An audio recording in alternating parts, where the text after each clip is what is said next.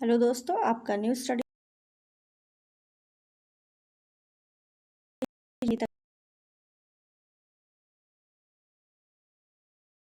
Like कर दें, share करें। चैनल पे नए हैं तो सब्सक्राइब ज़रूर करिए। बेल आइकन को प्रेस कर दीजिए ताकि आपको हमारी आने वाली वीडियो का नोटिफिकेशन मिलता रहे। तो आज की वीडियो हम शुरू करते हैं क्वेश्चन नंबर 21 से। सहयोगात्मक मूल्यांकन के बारे में निम्नलिखित में से कौन सा सही है? क्षमता, ताकत और ज़रूरतों पर ध्यान केंद्रित करता है, बिल्कुल सही है।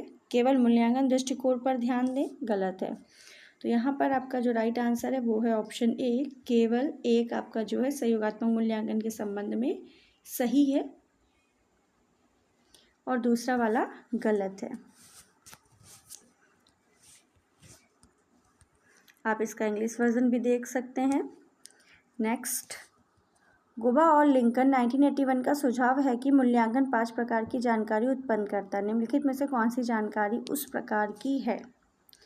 मूल्यांकन के बारे में जानकारी, योग्यता के मानक के बारे में जानकारी, प्रासंगिक मुद्दों के बारे में जानकारी। ये तीन तो हैं ही है, 5 प्रकार की बताए हैं। और चौथा है आपका मूल्यांकन उद्देश्यों के बारे में वर्णनात्मक जानकारी और मूल्यों के बारे में जानकारी। ये 5 हैं टोटल। मूल्यों के बारे में जानकारी है, योग्यता के लिए मानकों के बारे में जानकारी है, प्रासंगिक दर्शकों शिक्षक की चिंताओं के प्रति संवेदनशील है, प्रासंगिक मुद्दों के बारे में जानकारी और मूल्यांकन उद्देश्य के बारे में वर्णनात्मक जानकारी। ये 5 प्रकार टोटल हैं आपके। तो आपका राइट आंसर है option A, first, second and third तीनों।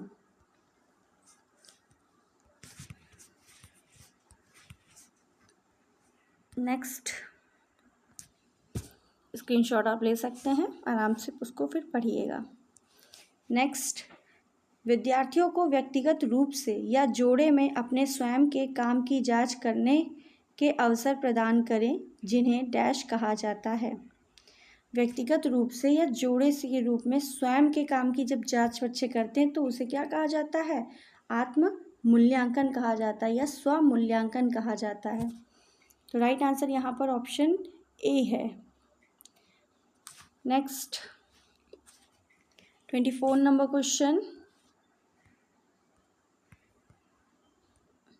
उससे पहले हम इसको दिखा देते हैं। नेक्स्ट क्वेश्चन है 24। निम्नलिखित में से कौन सा मूल्यांकन दृष्टिकोण की जोड़ी से सुविधा सही नहीं है?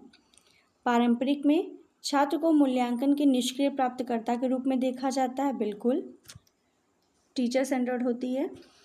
सहयोगात्मक पाठ्यक्रम से संबंधित मूल्यांकन है, हाँ। सहयोगात्मक चिकित्सा मॉडल पर आधारित है, नहीं। सहयोगात्मक जो है चिकित्सा मॉडल पर नहीं आधारित है, ठीक है। जो आपका पारंपरिक मूल्यांकन है वो आपका चिकित्सा मॉडल पर आधारित है। नेक्स्ट है, पारंपरिक मूल्यांकन प्रक्रिया के बारे में एक है, बिल्कुल। तो यहाँ पे पूछा गया था,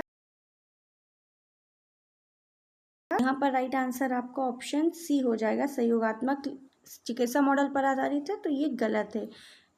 अब इसकी जगह पे पारंपरिक मूल्यांकन होना चाहिए था। पारंपरिक जो है चिकित्सा मॉडल पर आधारित है, ठीक है। नेक्स्ट,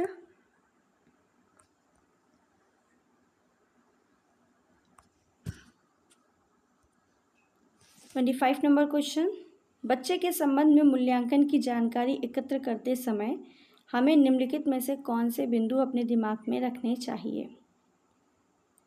बच्चे का आकलन करते समय जानकारी एकत्र करने के स्रोत क्या हैं, किस तरह की जानकारी एकत्र करनी है और किस तरह की जानकारी एकत्र करनी चाहिए। तो ये तीनों ही मूल्यांकन जब हम करेंगे बच्चे का, तो ये तीनों बातों का ध्यान रखेंगे। तो राइट आंसर आपका ऑप्शन बी है।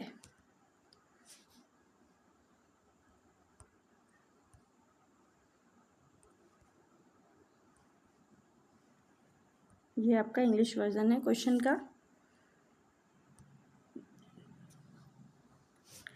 Next, 26 number question. 5E learning model का चरण नहीं है। 5E लर्निंग मॉडल आप सभी ने पढ़ा होगा, उसमें 5 चरण हैं। ये रोजर बाइबी ने दिया है, ठीक है। 5 चरण कौन से हैं? आकर्षक, अन्वेषण, स्पष्टीकरण, विस्तार और मूल्यांकन। ये 5 हैं। मूल्यांकन है, अनुबद्धता का चरण है, वही विस्तार, ठीक है। अन्वेषण है, परीक्षा चरण नहीं है। तो राइट आंसर आपका होगा कौन सा चरण 5 लर्निंग मॉडल में नहीं है, तो परीक्षा चरण नहीं है। राइट आंसर आपका ऑप्शन डी हो जाएगा। ठीक है।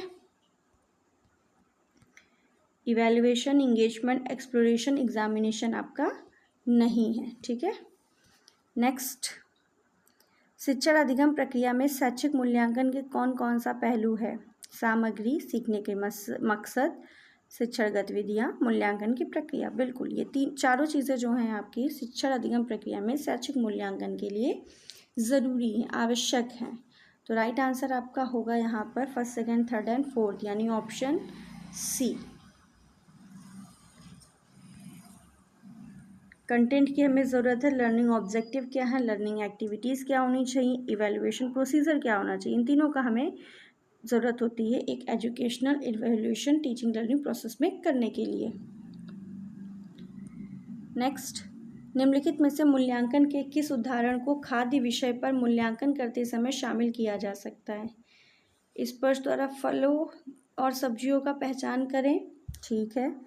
खाने की चीज़ को उसके स्वाद से मिलाएं, यानी चेक करें। पशु द्वारा खाए जाने वाले भोजन का पर समूह चर्चा। पशु के द्वारा और मानव के द्वारा अलग अलग भोजन होते हैं ना, तो उस पर चर्चा करें बच्चे। और चौथा है दूध से दही बनाने में भिन्नता आजमाना। तो यहाँ पर खाद्य जो विषय है उसको पढ़ाएंगे बच्चों को, तो उसको मूल्यांकन हम इन चारों तरीके से कर सकते हैं। तो राइट आंसर आपका ऑप्शन डी है यहाँ पर।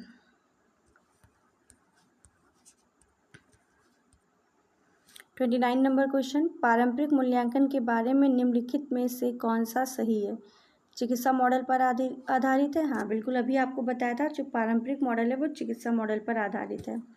और प्रक्रियाओं को पाठ्यक्रम में सम्मिलित किया जाता है। बिल्कुल, ये दोनों ही आपके सही हैं। तो राइट आंसर ऑप्शन बी है। अब थोड़ा हम पारंपरिक मॉडल के बारे में जान लेते हैं, मूल्यांकन के बारे में। तो पारंपरिक मूल्यांकन एक मानकीकृत मूल्यांकन है, यानी स्टैंडर्ड है। इसमें जो उपकरण की आवश्यकता शिक्षार्थियों को एक पूर्व निर्धारित तरीके में उसके ज्ञान को प्रदान करने के लिए होती है, यानी जो पहले से निर्धारित है उस ज्ञान को प्रदान करने के लिए होती है। इसलिए इसे मेडिकल मॉडल या चिकित्सा मॉडल भी कहते हैं। पारंपरिक प्रणाली में मूल्यांकन के सभी तरीके पहले से ही पाठ्यक्रम में पूर्व निर्धारित होते हैं। पारंपरिक मूल्यांकन आधारित परीक्षण है। इसमें जो याद करने और स्मरण करने की क्षमता पर केंद्रित होता है। ये क्लियर है? तो पारंपरिक मूल्यांकन के बारे में ये आपको जो जानकारी बताई गई ये आपके लिए इम्पोर्टेंट है। तो राइट आंसर ऑप्शन बी है यहाँ पर।